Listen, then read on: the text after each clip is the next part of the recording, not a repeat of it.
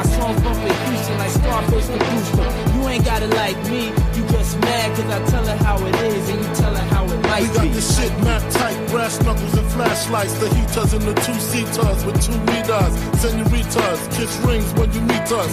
P. Diddy run the city, show no pity. I'm the witty one, Frank the crook from the brook. Maddie broke the neck of your coke connect. No respect, squeeze off to all y'all diminish.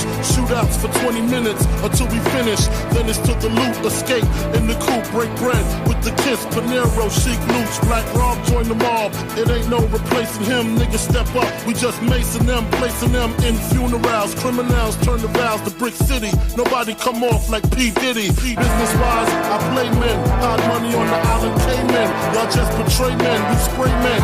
Opposition, competition of a day in the life of the commission. We got the real live shit from front to back. To my niggas in the world, where the fuck you at? Where my niggas is at? Where my niggas is at? Where the fuck my bitches at? Where my bitches is at? We got the real live shit from front to back. To my niggas in the world, where the fuck you at? Where my niggas is at? Where my niggas is at? Where the fuck my bitches at? Where my bitches is at? We got the real live shit from front to back. Bring your A game, First Talk Radio. Bringing you that real live shit from front to back. We got Chicago sports. Where the fuck you at?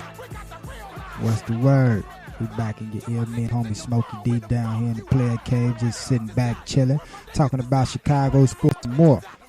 That was an oldie, Puff Daddy Victory, featuring Notorious Big and the homie Busta Rhymes back there getting hype all in the microphone to get you hyped up. Hey, who was his hype man back in the day? That dude used to get me all pumped up. What was it? Split Star. That was his name. That dude used to get me pumped up back in the day, man. On that right there. This is, like I say, this is Bring Your A Game Sports Talk Radio.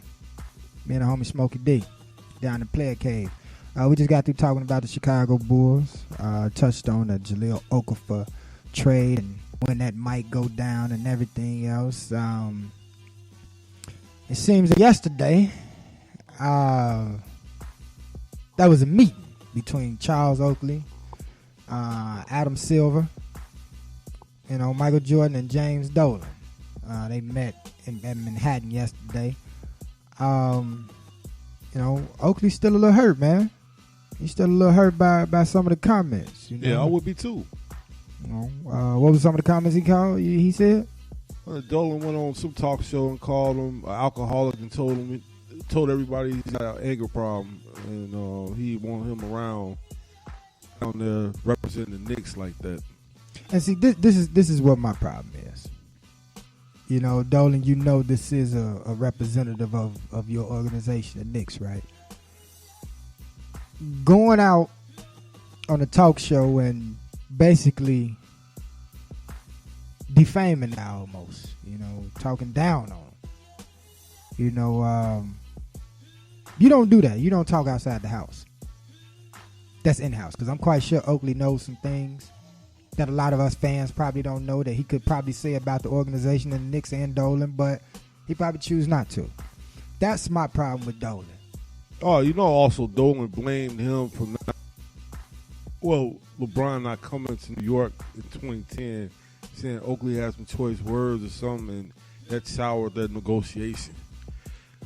Dolan, man, I didn't know he was a trip like this. Yeah, man, you gotta, Dolan, I'm just going on the record and say it. I don't care. You gotta get the bitch up out of you, man. Yeah, you're supposed to be a businessman. Yeah, you gotta get the bitch up out of you. You're at a point where a lot of people want to be your owner. I would love to be an owner of a team. That's my dream. I would love to. You're an owner. You're gonna take shots. People are gonna take shots at you because you're in a certain position. So therefore, you can't belittle yourself and your character by going out saying, "Oh, he acted like this and he yelled at me and talking about my organization, so I'm gonna go out and call him an alcoholic." Or not. No, at some point you have to show the bigger character. You get what I'm saying?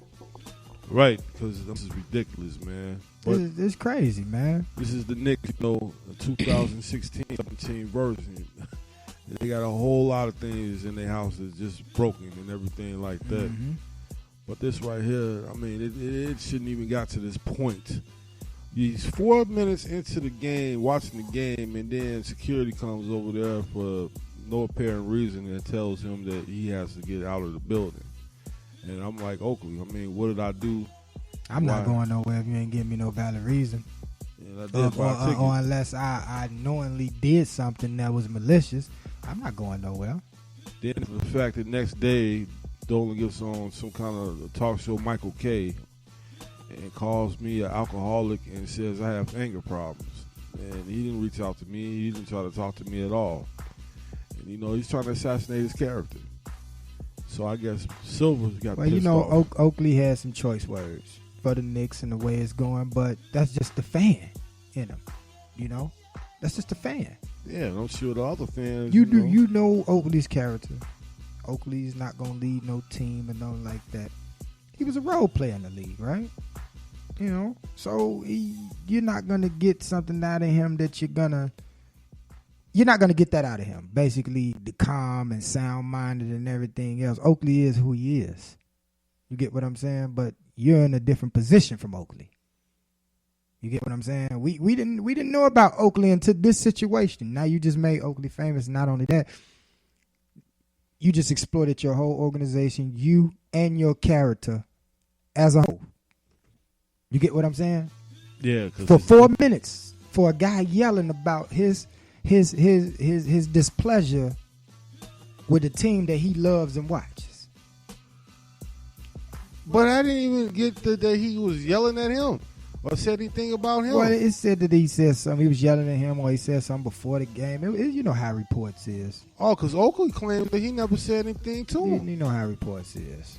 You know, anything to try to make a situation look worse for the guy that's actually the victim. And that's what happened. You know, from why I watched the video, Oakley standing there and they put their hands on it. They even made the oak tree fall, man. Yeah, they cut the oak tree down. They made him fall. That's crazy. I'd have got him pissed off too, man. You'd have made me fall in front of all these thousands of fans, man, and I done gave you 10 years and I'm respected. Come on, man. So now I can understand why Charles Oakley hurt. Not only that, I got embarrassed on camera. I could become a meme. I could become jokes and all that other stuff into the way today's society is. And not only that, you pour salt on my wound and called me an alcoholic. And basically saying I'm mentally dysfunctional. I need help. No, that wouldn't sit right with me neither. So bringing in Michael Jordan and Adam Silver and all that other stuff, yeah, that smoothed over things from not wanting me to whoop your ass in this room. I'm quite sure that's the way Oakley was thinking. That smoothed things over from this ass whooping, but as a man, you hurt me, man. And that's the respect factor that I think that a lot of people in the NBA, a lot of players, even with Dwayne Wade, you know, when he made his statement. I think that's the factor that everybody is missing. There's certain ways that you treat people. There's certain ways that you have to carry out, even if a man is acting irate. There's a certain way you still have to treat him because you still have to respect him as a man. I think sending your security down there was most definitely a bitch and a pussy move, because if you got a problem with my organization, for one, I'm not going to come down in the crowd and tell, hey, bring him upstairs. Bring him in my office. Let me holler at him. Now, whatever problem we have, whatever fist and blows we come to, now it's just me and you, nobody else. So, yeah, I think Dolan was very bitch-made on the way he went about things. And I'm not saying it's just because Oakley is African-American and I am too, but it's the way you carried your thing out as a man. You carried it out as slave and master. You get what I'm saying? That's how I'm looking at it. That's how you looking at it? Yeah. And I said that on the last podcast. I mean, I just think that I think Jordan was just a fill-in because, like I said when we said off air, I think Jordan was a fill-in because Jordan is more of a calm mind. He can, you know, him and Oakley are friends. And he's on it too, so exactly. So Jordan has that common sense about him. You know, he has a very common sense about him that can bring some order to some things that are out of control. You know, I heard a rumor that he was snapping off on Dolan, and he told him, hey, man, I can make him into assistant coach. And anytime we play y'all, and he got to come into there's no band, so. Hey, that's just Mike understanding his power, man. I salute him for that. If you going to go this out and you going to ban him and everything else just for over some simple shit, okay, he's my friend. I'm going to use my power in this league that I have fought so hard to get. And there it is. I make him a part of my organization, and he got to walk in here regardless of whatever you say because I am an owner. I salute Mike for that. I salute Mike for a lot of things. Some things I don't, but that's the good and bad of human character. Yeah, everybody's not perfect. Exactly. So. But I just find it's interesting that in news like this, I mean, so much going on, especially with that organization, and the turmoil is going on with Phil Jackson and Carmelo Anthony. They're not doing well in the standings, losing games and everything. When it rains, it pours. And this comes about. And when then, it rains, it pours. Oakley told him, he was like, we really don't care about the ban, even though they were saying it was lifted. He wants an apology. He wants a press conference. Yeah. And he wants an apology in the public. public. I would too. Because then that shows that you too, Dolan, are a human being and you recognize. You publicly embarrassed me, so now you can publicly apologize. I don't blame Oakley for that. Oh, no blame or anything like that. I feel him on it too. Because if we talked about it in private, if you criticized me in private and then thought about it, you apologized to me in private and then nobody would have known about it. But since you publicly embarrassed me, well, you're going to publicly apologize to me. You are the consequences of your acts.